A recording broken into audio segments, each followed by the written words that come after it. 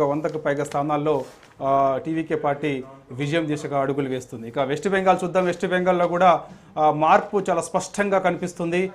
ఎప్పటి నుంచో బీజేపీ ఖచ్చితంగా వెస్ట్ బెంగాల్లో అడుగు పెట్టాలని చెప్పేసి కూడా భావించింది. అది ఇప్పుడు సాధ్యమైనట్టుగా కూడా అర్థమవుతుంది. స్పష్టమైన మెజారిటీ దిశగా బెంగాల్లో బీజేపీ వెళ్తూ ఉంది. ఇప్పటికే మ్యాజిక్ ఫిగర్ దాటి వెళ్ళింది. దాదాపుగా 150కి పైగా స్థానాల్లో బీజేపీ లీడ్ కనబరుస్తూ ఉంది.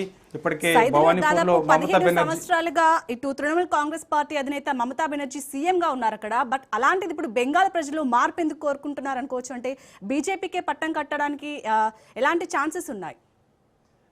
చాలా స్పష్టంగా కనిపిస్తుంది. బెంగాల్ ప్రజలు మార్పు కోరుకున్నారు. ఎందుకంటే చాలామంది బంగ్లాదేశ్ నుంచి వలస వస్తున్నారు. వారిని అడ్డుకునే ప్రయత్నం తృణమూల్ కాంగ్రెస్ చేయడం లేదని, అదేవిధంగా లవ్ జిహాద్ లాంటి అంశాలు ఇవన్నీ కూడా ఆ మధ్యకాలంలో చూసాం.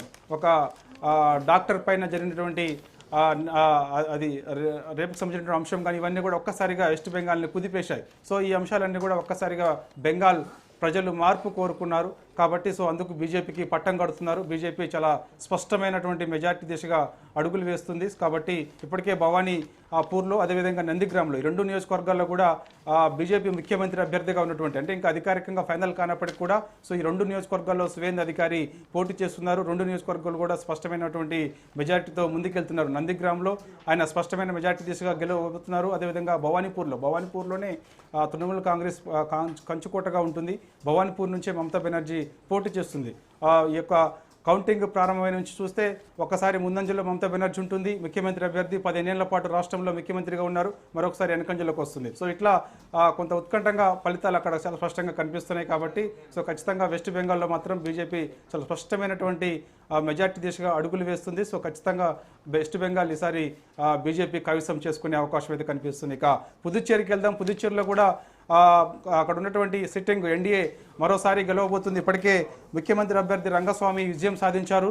ఎన్డీఏ కూటమి చాలా స్పష్టమైన మెజార్టీతో ముందుకెళ్తుంది. పుదుచ్చేరి, అదేవిధంగా అస్సాం, వెస్ట్ బెంగాల్లో బీజేపీ అవా కొనసాగుతుంది. ఈ 3 రాష్ట్రాల్లో బీజేపీ అవా కొనసాగుతుంది. బీజేపీ స్పష్టమైన మెజార్టీ దిశగా అడుగులు వేస్తుంది. 3 రాష్ట్రాల్లో 5 రాష్ట్రాల్లో సంబంధించినటువంటి ఎన్నికల ఫలితాలు ఒకసారి చూసుకుంటే మాత్రం వెస్ట్ బెంగాల్, అదేవిధంగా అస్సాం, ఈ పుదుచ్చేరిలో బీజేపీ కొనసాగుతుంది. అదేవిధంగా కేరళ ఒకసారి చూద్దాం. కేరళ చూస్తే కేరళలో కూడా ఎల్డీఎఫ్ అధికారంలో ఉన్నప్పటికీ మార్పు కోరుకున్నారు. యూడీఎఫ్